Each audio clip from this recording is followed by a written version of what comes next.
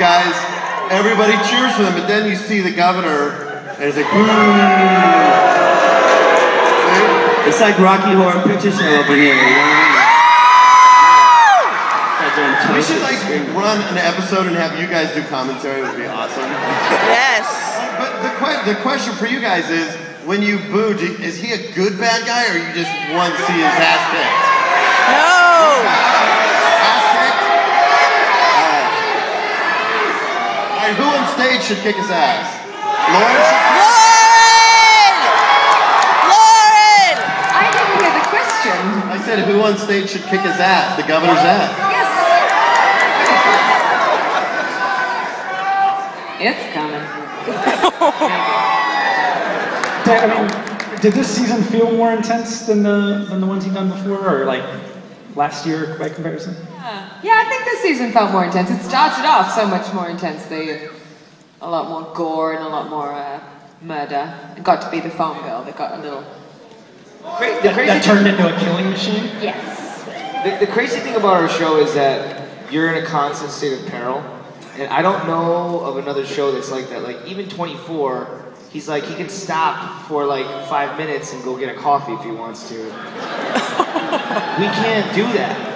Like, even in Lost, they're like, you know, hey, did you make a campfire? Like, hey, like, we found some sandwiches in the back of this plane. And like, for us, like, we don't find shit. It's always shitty for us. So, this season especially, I remember talking to our producer, Denise Huth, and I was just like, damn it. When are we gonna get a break? And it's true how we film and how it shows on there. So this season's definitely badass. Yeah. I feel like you're screaming at everything. It's awesome. Steven, you mentioned the gore, but Greg, you don't consider this a gory show. I don't. It doesn't feel gory to me. I don't know. It's maybe it's my sensibilities, but you know, my company, we've been around for 25 years, and we've done all of Tarantino's movies and George Romero, and I think Kill Bill is way gorier. But I think, you know, the great thing about our show is the network never says, no, you can't do that. Like, we get away with a lot of shit. And they never, aside from, I think in season 1, Frank Darabont and I were talking about, there's a shot in Night of the Living Dead where you see the naked zombie girl from the back walking towards the farmhouse.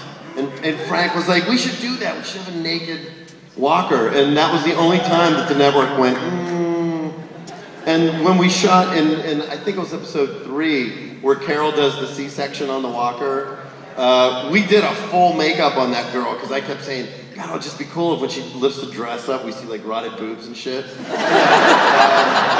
And we were ready to do it, and then of course, we did. But I mean, boobs. is there anything you thought, like, for sure, we're going to get notes back on this, but went through without anything? What was that? Sorry. Was there anything you thought for sure you would get network interference on? No, you know. The nose. Remember the nose, season 2? Yeah, season 2 when Glenn and Rick were trapped in the bar, and the guys got attacked by walkers, and one of the guys got his nose bitten off by a walker. We were shooting, and they're like, this is never gonna get in. And it got in. So like full on. Yeah, it was awesome. And that poor guy, I mean, he's walking around without a nose now. It's the worst. Woo!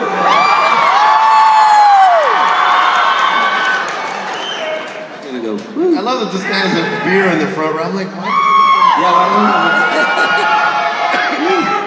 we? Woo! Thanks for having us. Do you have like a Four Loko in your hand? What do you have? Oh, you guys have PBRs in your hand? Oh, nice. Dude, we need 4 of those up here.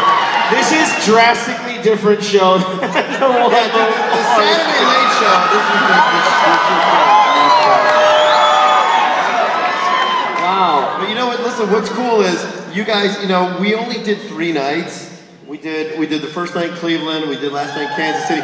This is the last time that we're gonna really be able to do this. Last night was Kansas City. So we gotta end on a high note. All right. Now, so was it? Could you let's talk to the music with all the stuff we saw in there. How are the killings actually shot? I mean, you know, there's got to be a certain amount of like mixture of old school effects work and CGI. Like, how do you guys actually do it when you're swinging at people and doing all that stuff? Like I've been saying, the crossbows.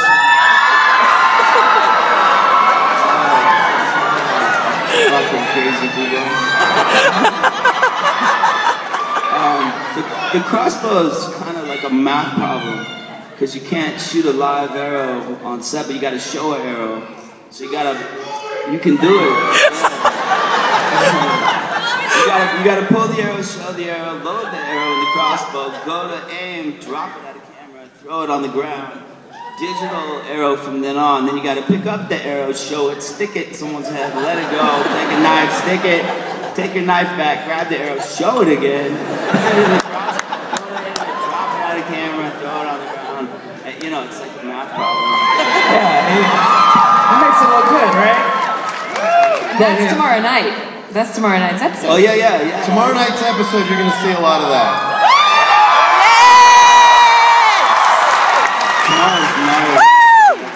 The best thing is, you know, obviously he can't shoot a real crossbow, so they have fake bolts. So when he pulls the trigger, it goes boo, and goes about 4 feet.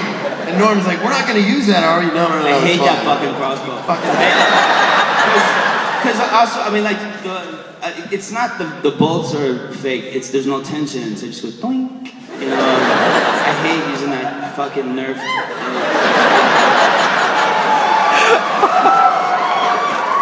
What about the stuff that you guys do when you're like using like hand-to-hand combat? We have like 3 different versions of each weapon. So we have one that's the rubber weapon, and if you have to move it quickly, it goes wah, wah, wah. Then we have one which is steel and then a bit of rubber, so if you hit somebody's head, it goes bounce. And then we have one that's the real one, and if you hit somebody's head, it goes bat. So you have to just practice, and you have to. A lot of the weaponry stuff too is selling it in the and selling in the, you know, the thrust. Yeah, thank you. Hey, it's Friday. It's Saturday. But I mean, surely you've probably whacked each other a little too hard in these issues. Yeah, I mean, people get hurt. That's why we got stunt guys, and the stunt guys are really nice. So you feel bad when you hit them, but that's what they do. I mean, you step on a lot of bodies that you think are rubber. You step on a lot of people by accident. You're like, oh shit, dude, my bad. Like, I didn't know. Yeah, no, that's totally true. Yeah. It's hard being a walker, really. I mean, even first season, remember that dude? He had, his skin started bubbling in the sun. Do you remember that during the tank when we were going in to infiltrate the CDC? They were all sitting out, laying out in the sun, and he had makeup on his skin. You had like condoms full of water. You were splashing under them so they didn't stick to the ground. Oh, they were fake blood. That was a really tricky scene at the last episode of season 1, because when they were going to the CDC, we had 60 guys in makeup and we had 100 fake bodies. And it was 120 degrees, so we had to put neoprene and cut them out into little dead body shapes and have people lay on them so that they didn't burn, they didn't stick to the concrete. As a matter of fact, when we shot outside of Morgan's house, when Morgan's looking out the window and he's shooting the walkers, Frank Darabont said, "Oh, let's have one girl with like barefoot." So we had a barefoot walker, and the bottoms of her feet started burning to the concrete. That's how hot it was. It was pretty ridiculous. But the fun thing was, yeah, it was awesome. I took pictures of it.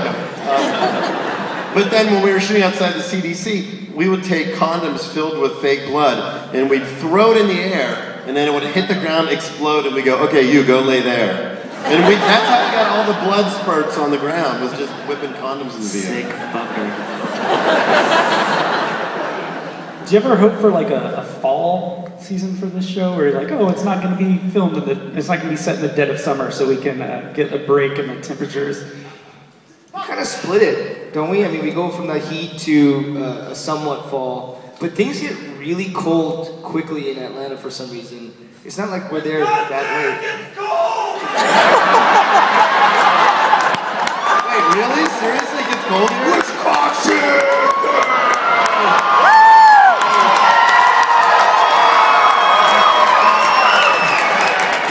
Wow, that was awesome. What a bunch of wimps we are. No, yeah, you're absolutely right. This crowd's awesome. I love it. I love you, Robin! I love it.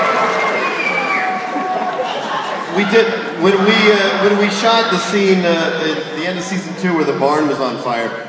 Literally, we had fake bodies in the grass that were frozen. It was so cool. Dude, seriously? Fucking rad. What's your name?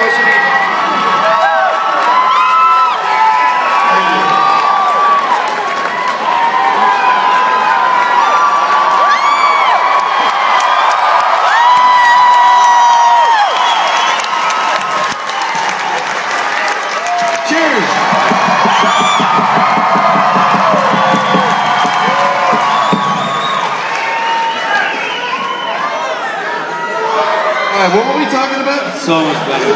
Bam. The barn burning. Right. It's end of season 2 when we were shooting the barn on fire.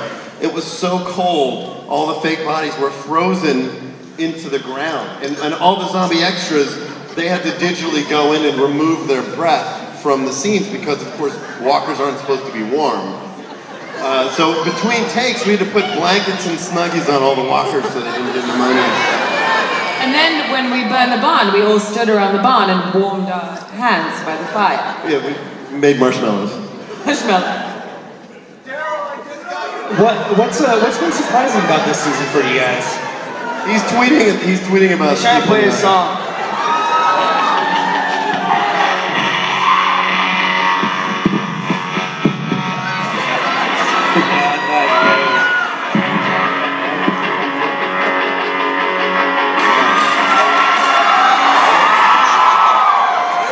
Got some Sonic Youth fans in us? Do that right now. See my phone. That's the sound of the audience falling asleep. So, what surprised you guys about this season? Well, going back to your original question about the winter episode, before we killed Lori,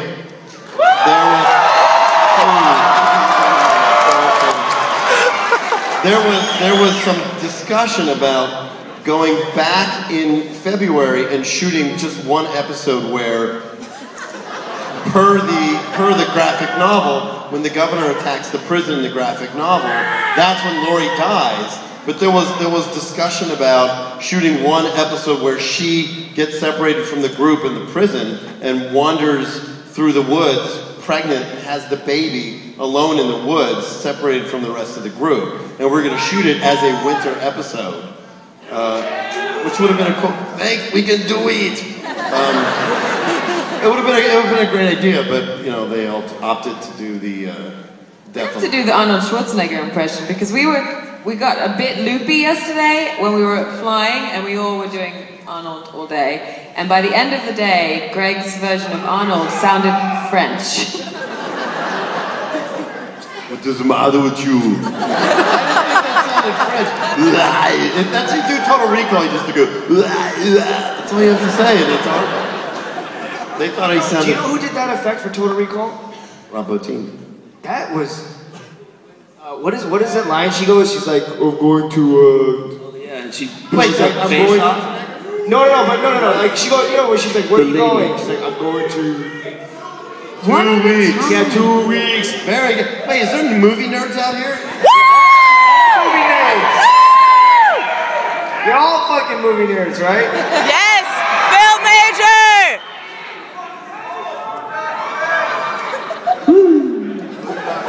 Well, That's you, Norman Boondocks. Yeah,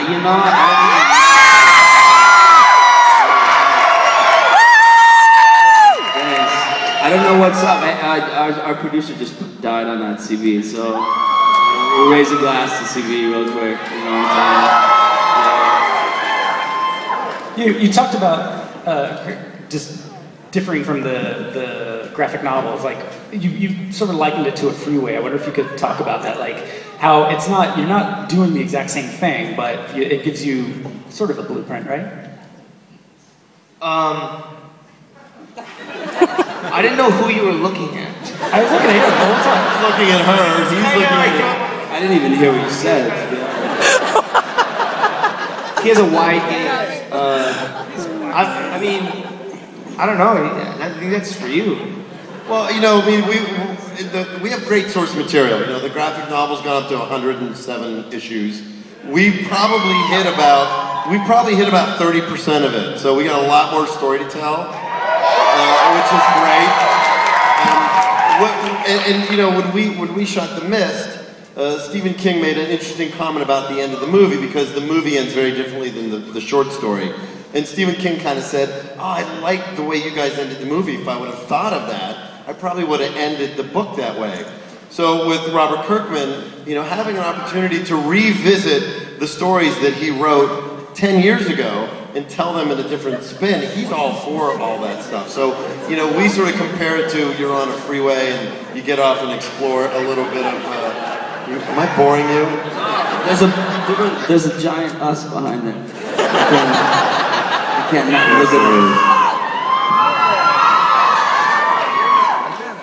How many of you have read the comic books?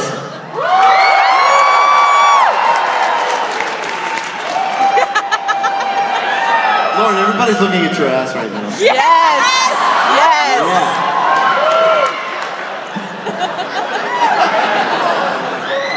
You have a nice butt. What? Talk about The Walking Dead.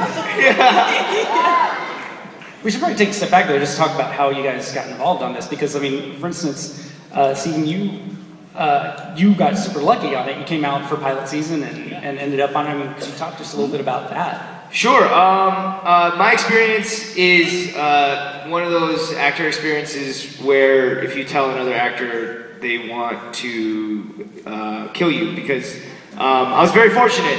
I moved out to Los Angeles from Chicago.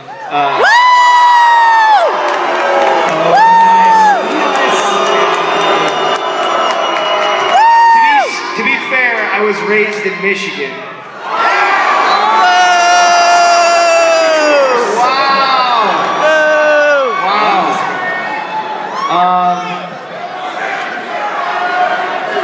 By the way, I don't mean this to be a jerk, but like for real, thank you for Prince Fielder.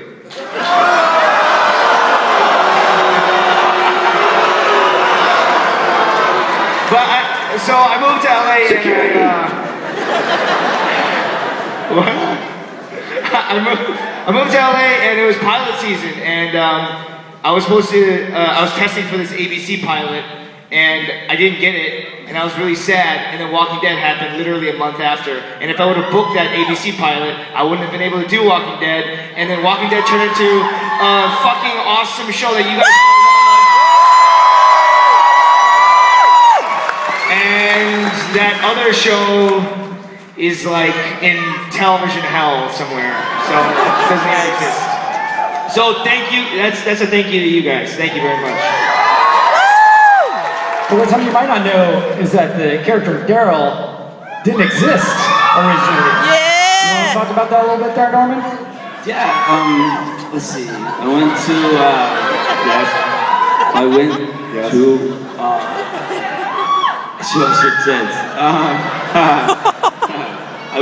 I went to Los Angeles for pilot season and I showed them my tits. I kind of came late to the Walking Dead thing. I got the pilot thing, and I read it, and it just, you know, it was like, what? It was like, you know, buddy roommate drama, cop show, fucking lawyer show, Walking Dead, and I was like, get me in on that.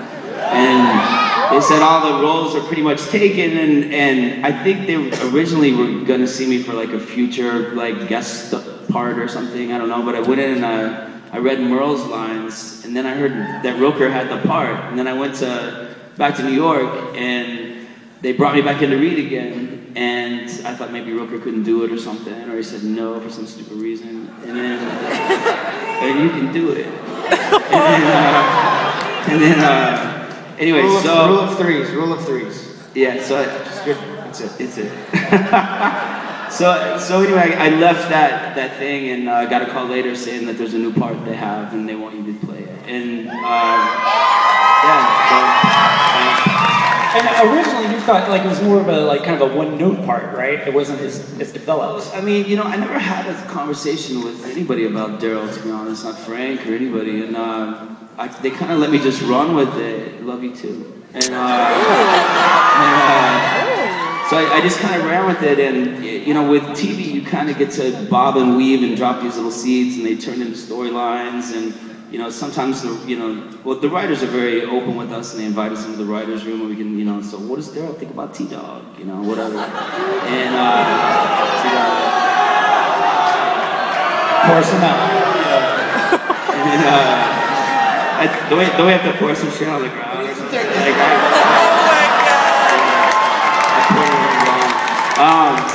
But anyway, but sometimes, I say something, they're like, no, Norman, shut up. No, you can't do that. So, it's a collaborative thing, so it's cool.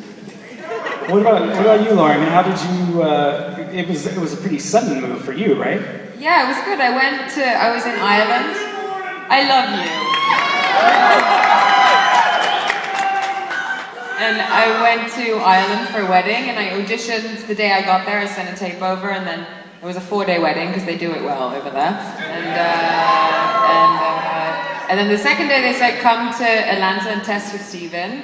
And they called back and then they said, don't test, just come over. And so I left the wedding and went to start on The Walking Dead. So it was the beginning of a wonderful story. How has what this turned into matched what you expected? I mean, did you expect it to be like such a physical, grueling thing, or that you'd be covered in shit at all times?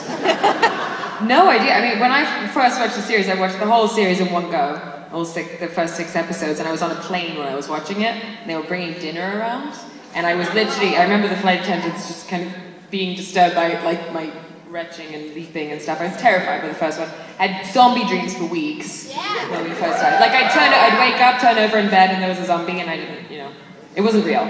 And would you rather have me in your bed? What about you, Steven? No. How did it compare to what you expected? This was my first big job, so for me, all I could think of was don't fuck it up. And, when you landed, a lot of people, you get this question a lot, where did you know it was going to be what it turned into when you were starting? And no, I was just happy to have a job. And I remember landing on set and being surrounded by amazing writing, amazing direction, amazing producing, and then awesome cast and crew. And you're sitting there surrounded by these really great people, and even they're saying to me, dude, it's not going to get as good as this. I can feel that it's good. And they've been at it for a while, so they're I just caught off of something and that sucked ass. This feels really good. And you don't know what that means until people watch it, but then when it came out, people went bonkers for it. So, again, thank you guys. That's really what it comes down to. Thank you. Was the reaction pretty much instantaneous? I mean, did it feel like a hit right away? Well, when we started the show, we used Night of the Living Dead as our sort of benchmark. That was the Darabont. When we watched the scene with Bill Heintzman in the cemetery, the first walker, and if you really think about the first zombie, and you really think about the fact that he chases her out of the cemetery, picks up a rock, he smashes the window of the car in. So the rules change, and even in the first season, our walkers are a little bit different because the little girl walker picks up her teddy bear, and they use rocks to break the department store window. So, our rules have changed. But the thing that I'm most proud of the show is these are themes that have been seen before in other zombie shows, but because of the cast, because of the storytelling, it feels new and it feels fresh. And when we killed Amy in season 1, it had emotion, it had compassion, it had power. We were talking earlier about the first walker that's in the park, the half girl, the bicycle girl that's crawling along the ground. And what's fascinating to me about that scene is you actually feel compassion for that. You get a sense of who that person was before they died and became this undead, crawling half corpse. And when you feel emotion, that's what genre stuff is supposed to do. It's supposed to pull you in and make you feel something. And I think our show, because of our cast and our writing, by the way, this is the quietest it's ever been. What happened to everybody? You're getting everybody right here. I got everybody right here. That's how good you are, though. I mean, he makes. I put them all to sleep in like 1 second. About feeling compassion for these dead things. I mean, you see the scared, dying, lost person behind the monster. That's how good you are. Yeah. And you fuck it. Is that why you think like people who aren't really into horror movies or this kind of thing really like The Walking Dead? I mean, we had somebody from a show earlier. There are 4-year-olds that love The Walking Dead. There are 4-year-olds. 4-year-olds that get their grandparents into the show. Like, it's the most surreal experience. Why is that? I think Mayan calendar, that thing failed.